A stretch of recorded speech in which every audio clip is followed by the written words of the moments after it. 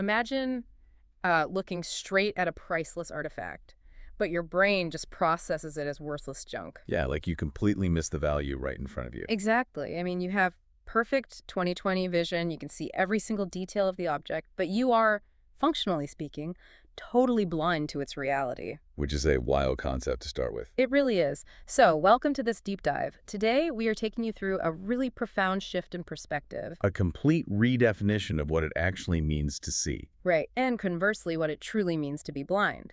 And our foundation for this exploration comes from the philosophical and spiritual writings of Guru Angad Dev Ji. Specifically focusing on some incredible verses found in Raag Ramkali, which are on pages 954 and 955. Yeah, and it is a text that, honestly, it just immediately disarms our conventional thinking. Oh, absolutely. Because usually we approach a concept like blindness with, clinical precision. Right, like a medical diagnosis. Exactly. We treat it as a biological deficit, a mechanical failure, where the hardware of the eye is damaged, light doesn't transmit properly, and the image just doesn't come through. It's binary, it's visible. Society can easily categorize it. But this text shifts the focus entirely away from the physical eyes. It diagnoses a totally different kind of human condition. Looking at our spiritual orientation instead. Yeah, our relationship to the fundamental order of the universe. And it forces you to confront how terrifyingly easy it is to wander completely off course without even realizing you are lost. Which brings us to the opening assertion of the text. It completely redefines the terminology we use every day. It does. It goes right for the core definition. The verse states, quote, "Do not call them blind who have no eyes in their face." Which is such a definitive statement. It really is. It strips away the physical definition entirely. I mean, if the person with no physical eyes isn't the blind one in this framework, we have to establish who actually is. Well, the text provides the framework immediately following that line.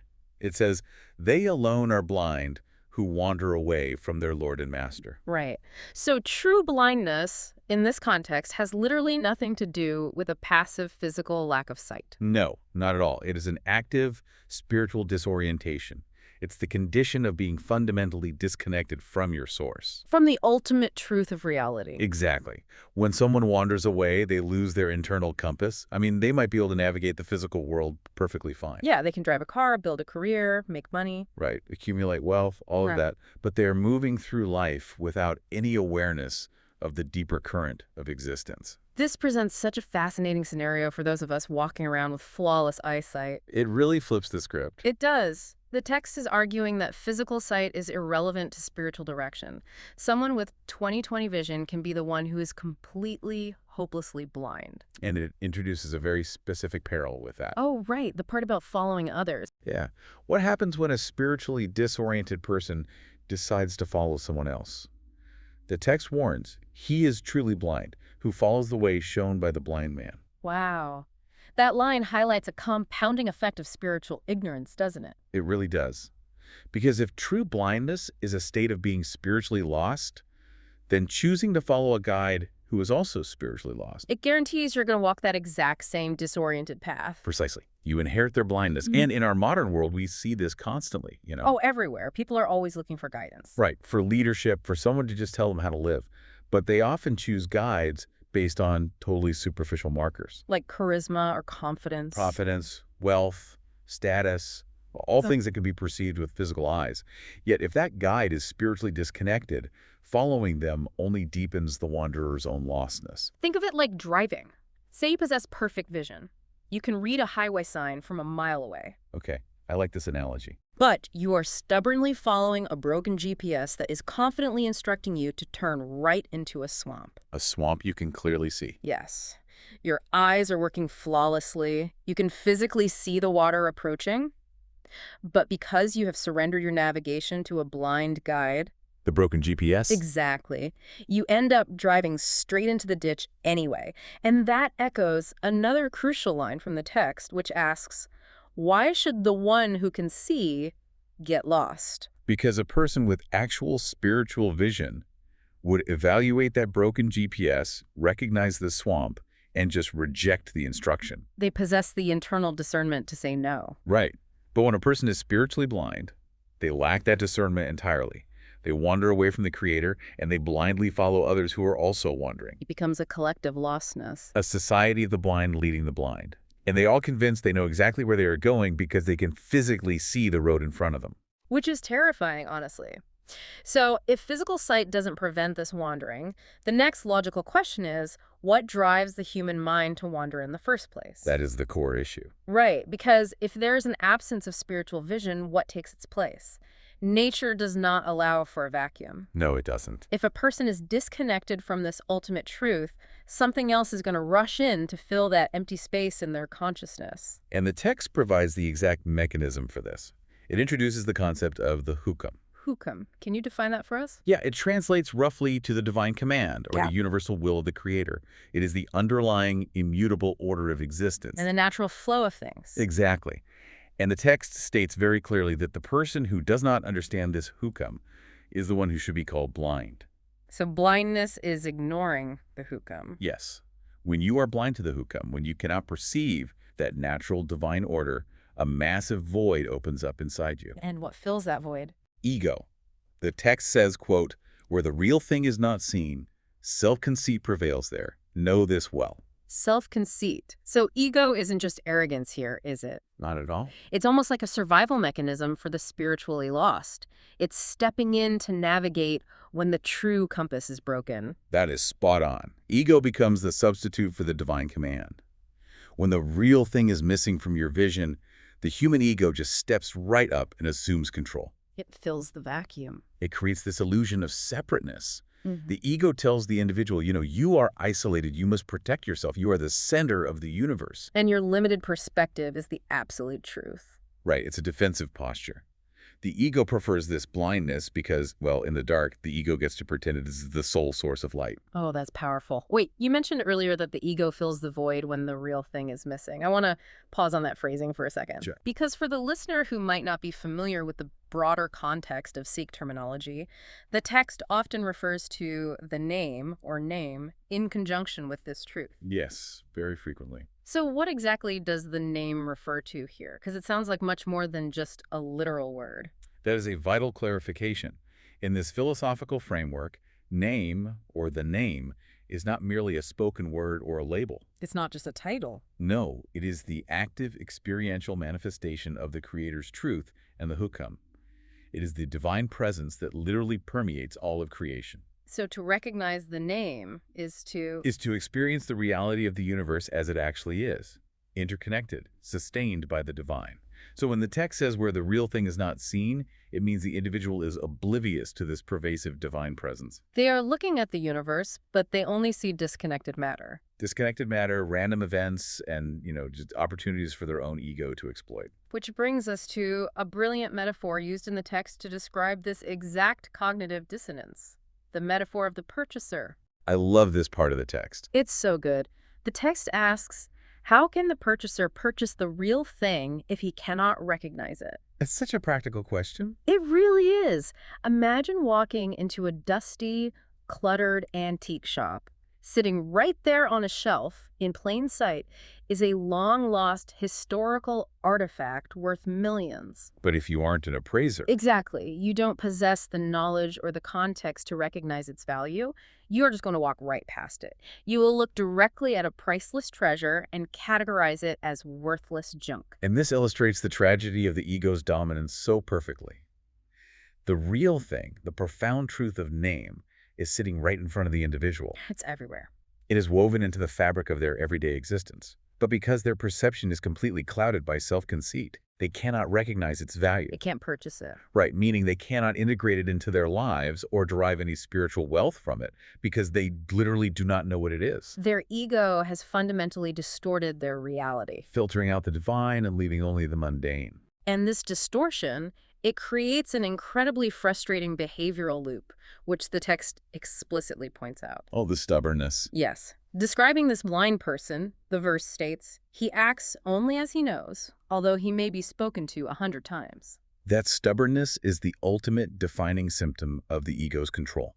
Because the ego has to protect itself. Exactly. When the ego is in charge, it must protect its own limited worldview at all costs. Any outside wisdom that challenges the ego's supremacy is perceived as a direct threat.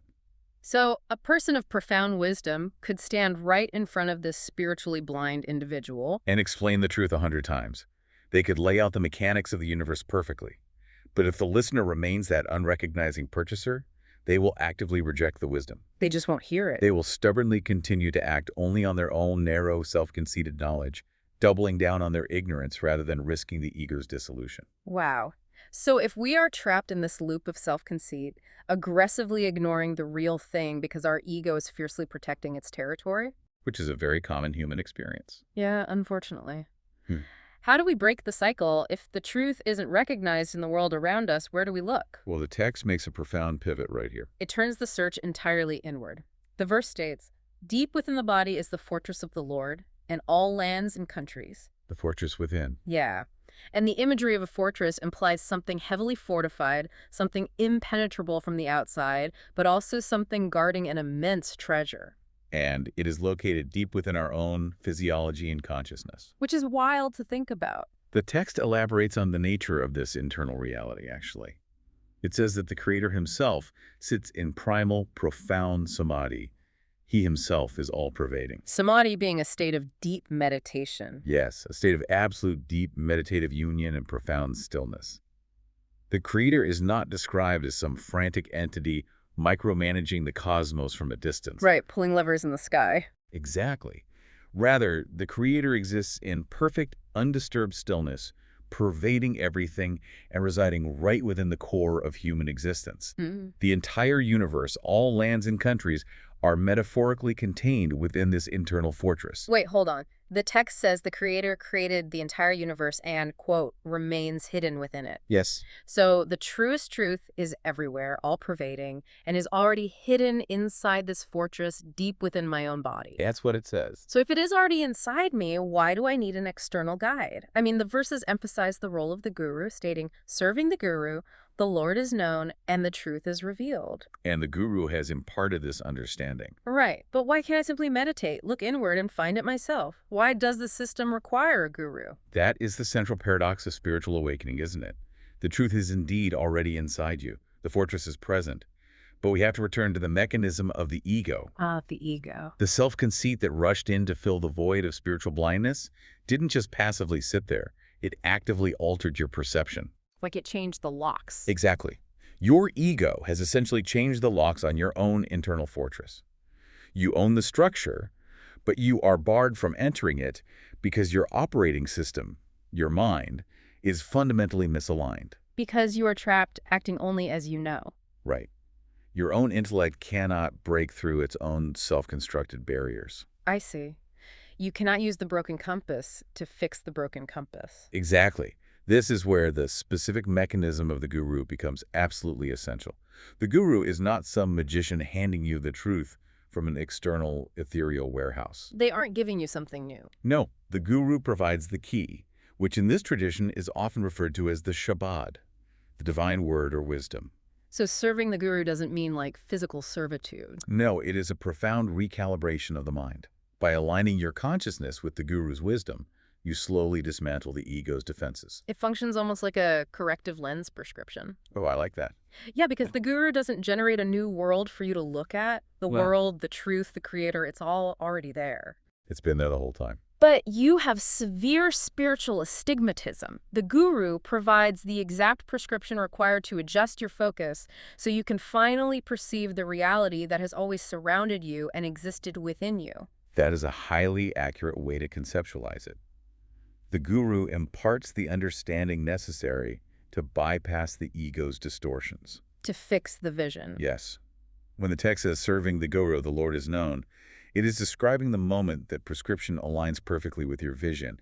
It allows you to unlock that internal fortress. To finally see what was hidden. It allows you to finally see the creator that has been sitting in a profound samadhi within you the entire time. The guru gives you the sight required to recognize the treasure that was always yours. Transforming you from the unrecognizing purchaser into the master appraiser. Precisely. Wow. Let's pull the threads of this entire philosophical journey together because the architecture of this text is just stunning. It is incredibly layered. We began by dismantling the biological definition of sight.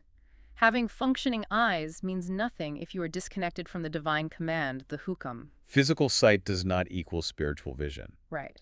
True blindness is the spiritual wandering that occurs when we lose our connection to the fundamental order of the universe. And when that connection is lost, the ego violently rushes in to fill the vacuum. It isolates us. It makes us stubborn and defensive. We become surrounded by the profound reality of the name, but we treat it like junk in an antique shop because we lack the capacity to recognize its value. We ignore wisdom even if told 100 times. And we willingly follow blind guides, those broken GPS systems, straight into the metaphorical swamp, totally convinced we are on the right path. But the resolution to this immense existential crisis isn't found by traveling outward or seeking external validation.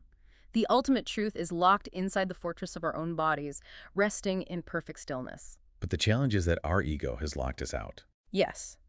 We require the wisdom of the true guru to act as the corrective lens, recalibrating our minds, dismantling our self-conceit, and finally allowing us to perceive the divine presence that has been hiding within us all along.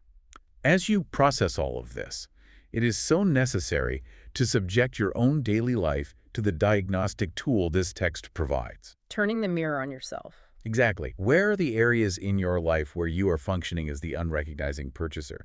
Where are you surrounded by meaning, connection, or truth, but aggressively ignoring it because your ego is trying to protect its fragile territory?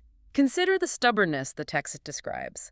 Are there repeated patterns in your life lessons that circumstances or perhaps the people who care about you have tried to teach you 100 times, but you are stubbornly acting only on the narrow sliver of what you already know? It requires a ruthless honesty to evaluate your own navigation system. It really does. Who or what are you currently following?